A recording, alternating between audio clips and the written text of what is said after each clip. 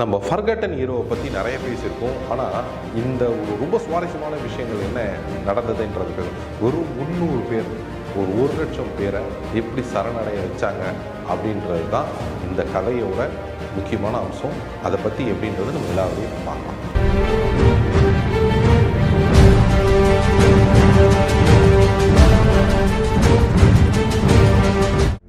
வணக்கம். உங்களுக்கு பேங்கில் வேலை செய்ய கனவு இருக்கா? உங்களோட கிராஜுவேஷன் 50% மேல இருக்கா? உங்களுடைய வயசு 26க்கு மிகாமல் இருக்கா? உங்களோட கனவை நினைவாக்க ஐபிபி சென்னையில ஜாயின் பண்ணுங்க. பிரைவேட் பேங்க்ஸ்ல வேலையில சேருங்க. மேலும் விவரங்களுக்கு கீழே உள்ள இணையதளத்தை அணுகவும். இந்த 7 கான்டினென்ட் நியூஸ் சேனல் நேயர்களுக்கு வணக்கம். நம்ம முன்னாடியே ஒரு தலைப்பை பார்த்துருந்தோம். இந்த ஃபர்கட்டன் ஹீரோஸோட தொடர்ச்சியாக இந்த காணொலி இருக்க போது நமக்கு நம்ம பழைய காணொலியில் அது அந்த வாரோட முதற்கட்டமான நாள் அதாவது லாங்வாலா அப்படின்ற வாரை பற்றி பேசியிருந்தோம். அப்போ நம்ம வீரர்கள் எவ்வளோ பெரிய சாகசத்தை பண்ணியிருந்தாங்க அப்படின்றது உங்களுக்கு தெரிஞ்சிருக்கும். அவருக்கு அந்த ஃபர்கட்டன் ஹீரோவை பற்றி பேசியிருந்தோம். நம்ம அந்த ஒட்டுமொத்த சண்டையோட கதாநாயகனை பற்றி இன்றைக்கி நம்ம பேச போகிறோம். இவர் தான் அந்த ஒட்டுமொத்த சண்டைக்கும் தலைமை தாங்கி நடத்தினவர். அவரோட பேர் Jagat Singh Arora, lieutenant colonel, commander in chief, eastern கமாண்டுக்கு இருந்தார் அவர் அந்த பீரியடில். அப்போது இந்த சண்டையோட விஷயங்கள் உங்களுக்கு ஆல்ரெடியே தெரிஞ்சிருக்கும். இருந்தாலும் நம்ம இன்னொரு வாட்டி சொல்லுவோம்.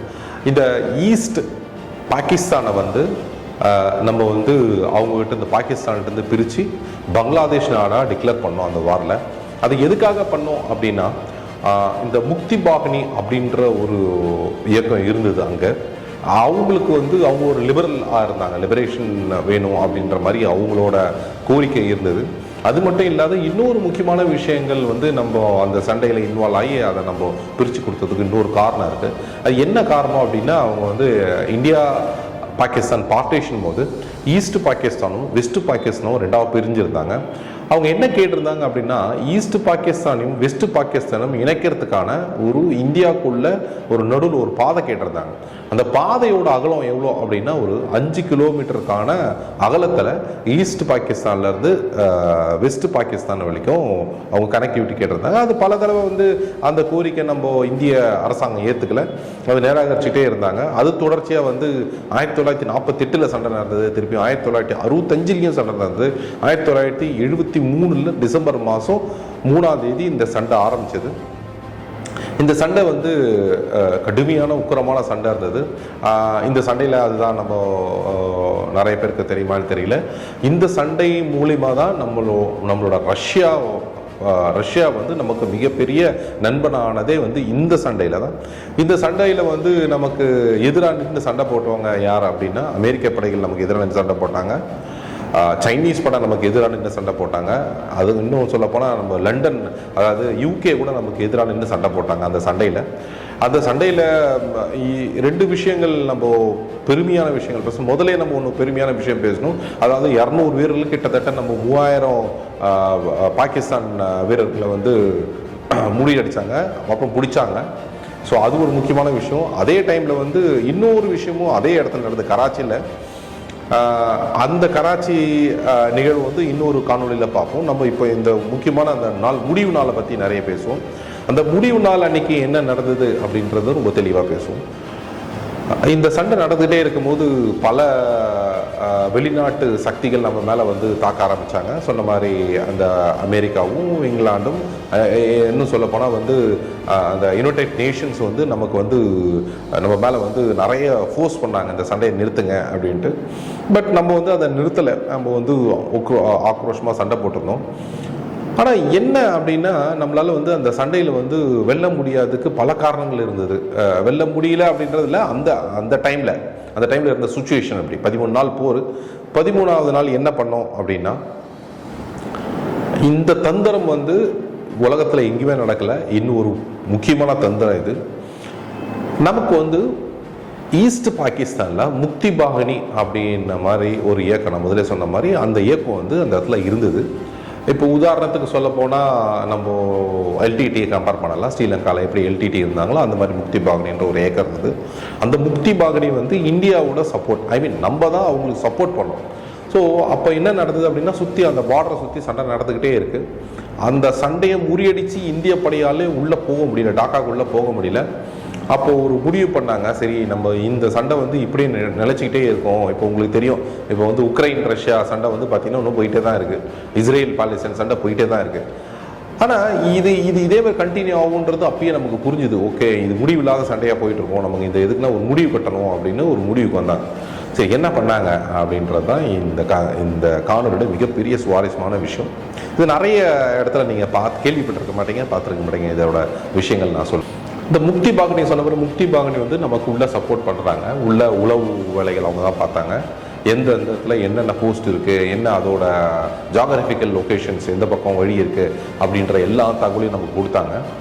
இப்போ என்ன நடந்தது அப்படின்னா, ஒரு 3000 நம்ம படம் வந்து வெஸ்ட் பெங்கால் வழியாக டாக்காவை நோக்கி போக ஆரம்பித்தாங்க. ஒரு 3000 படம் மட்டும்தான், 3000 வீரர்கள் மட்டும். 3000 2000 வீரர்களும் கணக்கு சரியாக தெரியல எனக்கு, அந்த நம்பர் யாருக்கும் தெரியல. ஆனால் ரொம்ப கம்மியான சொற்ப மக்கள் 3000 இல்லை, வெறும் 300 பேர் தான்.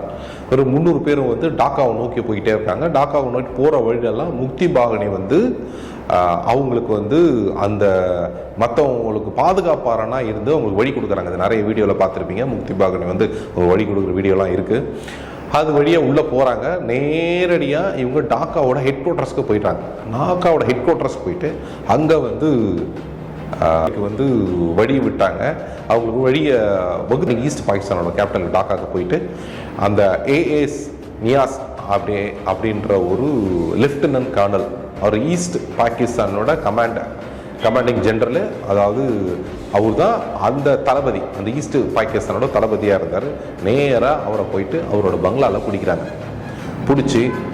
பிடிச்ச உடனே இப்போது கூடவே நம்மளோட ஜக்பிரீத் சிங் அரோராவும் கூட போகிறார். அங்கே இருக்கார், நேராக போயிட்டார். இந்த 300 பேர் கூட அவரும் போய் நடுவில் அந்த இடத்துல போய் உட்காந்து பேசுகிறார். இது என்னைக்கு நடந்தது அப்படின்னா, டிசம்பர் மாதம் 18ஆம் தேதி 1973. அதுதான் நம்ம வந்து விஜய் திவாஸ் அப்படின்னு கொண்டாடுறோம். இப்போ அங்கே போய் உட்காந்துட்டு வந்து நேருக்கு நேராக பேசுகிறார். நீங்கள் சரண்டர் ஆகுங்க, நீங்கள் சரண்டர் ஆனீங்கன்னா உங்களை பாதுகாப்பாக நான் வந்து ஏர்போர்ட்டுக்கு கூட்டின்னு போகிறேன். அங்கேருந்து நீங்கள் பாகிஸ்தானுக்கு போயிடுங்க. நீங்கள் சரண்டர் ஆகலை அப்படின்னால் நாங்கள் உங்களை இங்கே கொண்டுடுவோம் அப்படின்னு சொல்கிறார். ஆனால் அவங்க என்னன்னா, இதில் என்ன கொடுமை அப்படின்னா, கிட்டத்தட்ட வந்து பார்த்திங்கன்னா ஒரு 93,000 படை வீரர்கள், பாகிஸ்தான் படை வீரர்கள் இந்த 300 பேரை சூழ்ந்து இருக்காங்க. அப்போ இது 300 பேர் பெருசா, 93,000 பேர் பெருசா? இது ஒரு வளையம் மாதிரி நீங்கள் யோசனை பண்ணலாம். அந்த அந்த அந்த பில்டிங்கை வந்து சுற்றி இந்த 300 பேர் மட்டும் தான் இருக்கிறாங்க. இந்த 300 பேரை தாண்டி தான் அவங்க இருக்காங்க. அதாவது 300 பேருக்கு தாண்டி பாகிஸ்தான் படைங்க இருக்கு. இந்த 300 பேருக்கு நடுவில் வந்து அந்த நியாஸ் வந்து மாட்டிக்கிட்டார், ஃபேமிலியோட மாட்டிக்கிட்டார். இப்போ அதுதான் அவங்க சொல்கிறாங்க, இப்போது நீங்கள் இப்போ இந்த 300 பேரை உங்கள் வீரர்கள் கொண்டு வர முடியும், அது ஒரு பெரிய விஷயம் இல்லை. ஆனால் நீங்களும் உங்களையும் கொண்டுடுவோம், நாங்கள் எல்லாரையும் உங்களை கொண்டுடுவோம், நீங்கள் இதுக்கு முடிவு ஒன்று சொல்லுங்கள் அப்படின்னு கேட்கும் போது, அப்போ வந்து அவர் வந்து 3 மணி நேரம் டைம் கேட்குறார். 3 மணி நேரம் டைம் கேட்டு அந்த 3 மணி நேரம் கழித்து அவர் வந்து ஒரு ஒப்பந்தத்துக்கு வரார். ஓகே, ஏன்னா நீங்கள் பத்திரமா வந்து நீங்கள் ஏர்போர்ட்டுக்கு எங்கள் ஃபேமிலிக்கு எதுவும் ஆகாத எடுத்து போய் விட்டுட்டீங்க அப்படின்னா நாங்கள் 93,000 பேரும் சரண்டர் ஆகணும் அப்படின்னு ஒத்துக்கிட்டு, அந்த 93,000 பேரும் அன்னைக்கு 18ஆம் தேதி டிசம்பர் மாதம் 1973ஆம் தேதி அவங்க வந்து சரணடைகிறாங்க. இந்த சரணடைஞ்சது வந்து அதாவது வேர்ல்டு வார் அப்புறம் பெரிய சரணடைஞ்சது இதுதான். இதில் அதை விட என்ன விஷயம்னா, வெறும் 300 பேர், 1,00,000 பேர், கிட்டத்தட்ட 1,00,000 பேரை நம்ம சரண்டர் செய்ய வச்சது வந்து மிகப்பெரிய சாதனை. உலகத்தில் எங்கேயுமே நடக்கலை. அதுதான் அவர் ஃபர்காட்டன் ஹீரோன்ட்டு இந்த தலைப்பில் நம்ம பேசணும். நன்றி, வணக்கம்.